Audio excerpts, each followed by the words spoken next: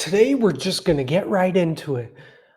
I did something in the world that nobody else has ever done, and I don't know why I did it. And that's probably why I look tired and pale and sweaty. I watched all of the clips of Gutfeld on YouTube, Fox News, wherever I could get it, just so you guys don't have to. In a segment I like to call, I Watch This So You Don't Have to.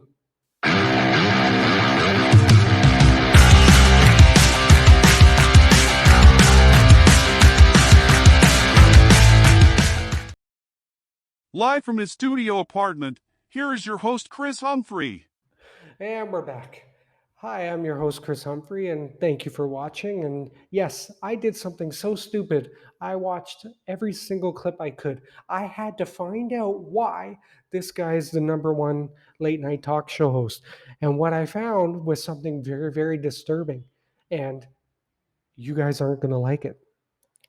Now, I've watched and listened to Gutfield before because it's always good to learn from somebody, right? Whether they're number one or last, you take the good and you take the bad. I don't know why people watch him, but when I figured out why, it made sense and it clicked in my head.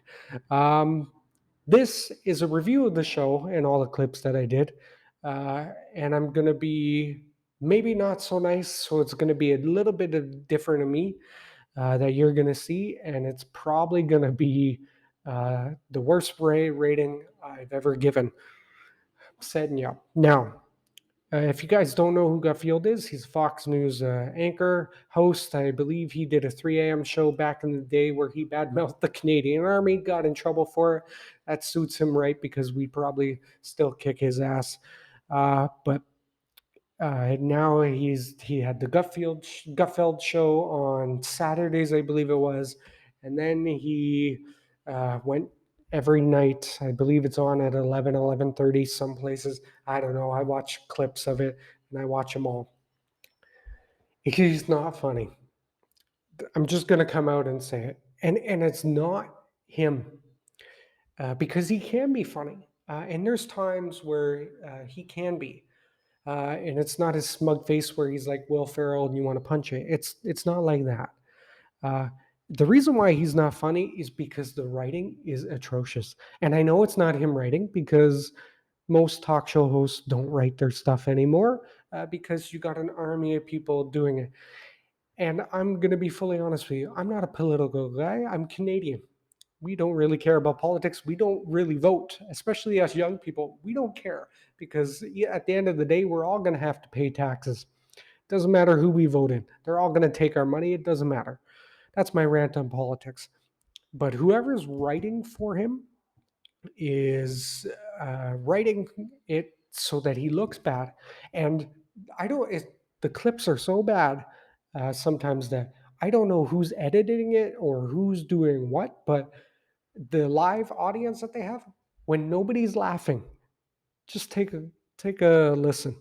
And now they'll award a cap and gown if you only use the right pronoun. Harpeth Hall. What a great name. Harpeth, come here.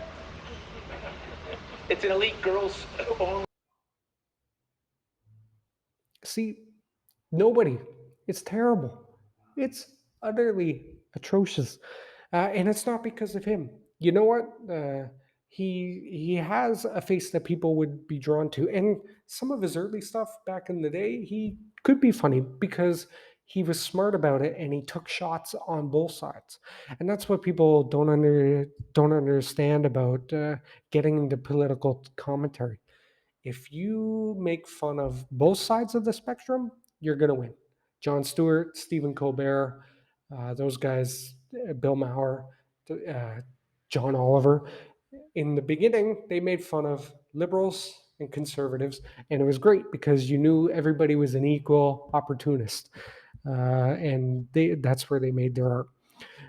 Gutfeld used to, and I say used to, if I go back to articles and segments back in the day, it's great. And I get the whole idea of taking pot shots at somebody. It's good, it's fast, and it's entertainment.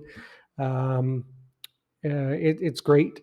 But when you're only taking shots at the liberals and the jokes are terrible, it's it's going to weigh on it, and the audience is in sitting there, and these are probably a paid audience, I'm assuming, or they pay to come. Why aren't they laughing? It's because the writers are terrible. I have a suggestion. Fox News, hire me. I can write, a Canadian can write jokes that will at least land a little bit better on the internet or wherever you want these to be heard, because I know what's happening. The people that are watching Fox News are going to continue watching it. That's why he's number one. He's 2.5. He's charming, right? He's got a face, like I said, that is like Will Ferrell, a little bit punchable, but he can pull off a joke. You're just not, the punchlines aren't there. And to prove my point is you guys should go back and watch the Russell Brand episode. There's a Russell Brand one, I think, also the NWA heavyweight champion. That's right, I'm a wrestling fan, so I know. Um, the Funkadactyl himself was on it. Russell Brand could get laughs because Russell Brand has this, whether you guys like him or not, he has this ability to at least know where the punchline is and put it out there. And he's got a smile that is also punchable. But I don't mind Russell Brand, and I don't mind Gutfeld as a person. What he's got to do is he's got to, if he's going to attack the liberals, do it easy first, right? Don't go for jokes that aren't going to be good, because making fun of somebody because they identify as a man now all of a sudden, or identify as a woman, um, is as a punchline. No, it's not. I hate to tell it to you, and if a Canadian has to tell you that, then there's something wrong, right?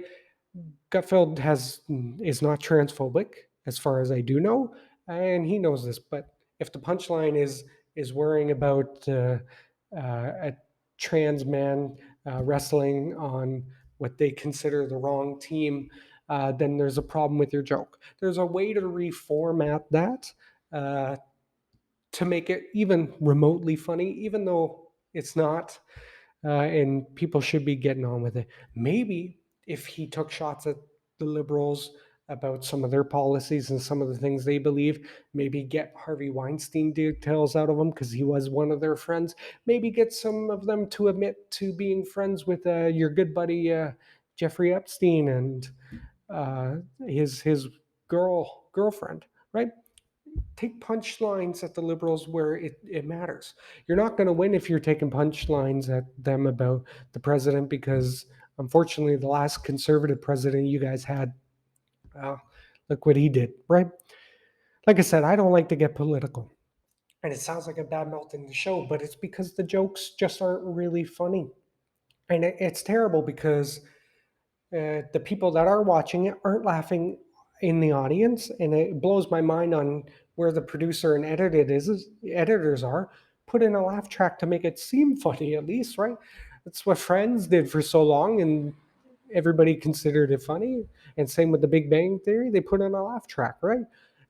Right? It makes sense.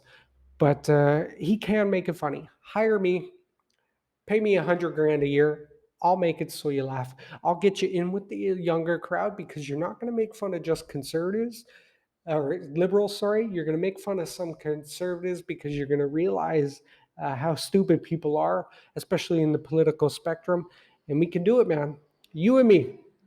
Let me be your writer. That's right. I'm begging for a job on Fox, wherever they are. Like they're up there waiting for me.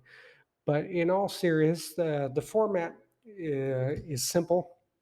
Four guys on a couch and him there, and he goes off about the news and he says, "You guys get this," and then he goes off into a little segment, and then nobody laughs. It's almost as bad as that Lily Singh show, because she didn't cater to her own crowd, and that's what she should have done to stay on it longer. But I love Lily Singh, fellow Canadian. She wanted that to last longer. She had to go back to what made her popular in the first place there. But in reality, it's because late night television is dying. That's right. You heard it here. I know. I know. It's dying.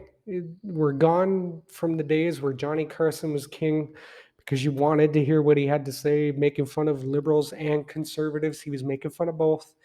You wanted to hear David Letterman and Jay Leno because they made fun of both sides of the spectrum. You can't ignore one side and then go on. But Gutfield has one positive, and this is where he's gonna get it. He's gonna get it, and where he does well is he caters to his uh, his fans. He caters to his crowd, and this is what every comedian learns. Very young, every actor learns, right? Leonardo DiCaprio didn't do all those romance movies for nothing. He knew get an audience behind him, and then they come watch him in The Revenant, and then they'll come watch him in uh, The Great Gatsby and um, the one where he's talking about money sharking and money business. I can't think of the name. Wolf of Wall Street. There you go. Finally came to me. But that's what he did. He catered to the fans. Now they come watch him and they'll do anything. They'll watch him in Once Upon a Time in Hollywood because he was smart. And this is what Gutfeld does. He is very smart at catering to his audience because the people at home, the 3 million that are watching him at home, and there's 3 million people watching him, are probably standing there or sitting there on their one chair watching him and going, yeah, agreeing with him because it's just all about that toxic humor and making fun of one side, but it's not funny. I hate to tell it to him, but I'll tell it to him if he invites me to the show. It's not funny because you're catering to one side. Those people at home are going to do one thing, two things. After they're done rubbing it out to your guys' faces, because that's what they're doing. They're hate rubbing it out on film. Watching you because they like that. Oh yeah, dirty liberals. That's what they're doing, right? Oh yeah, dirty liberals. They're rubbing it out. After they're done, what's going to happen is they're going to die, and it's unfortunately the younger crowds aren't catering to it. You want to get a younger audience, start making fun of both, get out there now. Because I did it all and I feel so sweaty and distraught, I don't know why I watched it all, and I know why, and I'll tell you guys why. I want to be on a late night talk show host in 10 years. If you go back to a previous video, I want to be on one. And I wanted to learn from Craig Ferguson to Graham Norton. I wanted to learn why they're so popular and why they're so good. But when I heard that Gutfeld is the number one late night talk show host, I had to see for it myself. And I know him from previous stuff, and that's why I watched it. I wanted to see what he was doing. He was catering to his fans. It's fan service. Great. But I know he's not a I was gonna swear. I know he's not like that in real life because he's very smart, and I know he has the ability to take shots at liberals and conservatives and write better jokes. Hire me. That's right. Again, hire me. I'll do it and let you get you some laughs. It's my first NR. Everybody celebrate. That's right. I'm rating it NR.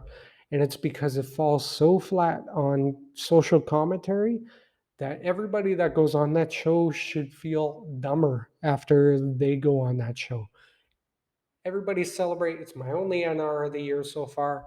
It's just, come on, Gutfeld. You can do better. I know you can. I think you can be funnier than Bill Maher, at least. Don't let Fox stop you. Get her done. Thank you guys for watching. I'm sorry I was in such a bad mood, but as you can see, I'm dead inside from watching all those clips. Get out there. If you like them, great. Let me know why you do down below. Like I said, wasn't or he's can be charming. There are some parts of it that are okay. The idea of four people talking at the same time with him on social commentary is great. I like that idea.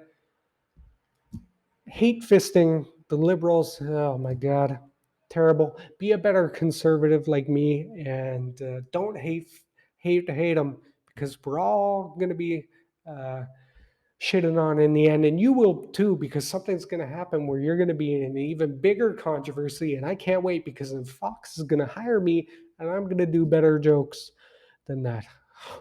I said my point. Uh, I love you guys. Thanks for watching. My first NR happens to be a late night television show. And if I don't see you guys again, I'm going to say Guten Morgen, Guten Abend, and Guten Nacht. Ciao. Producer, play my music.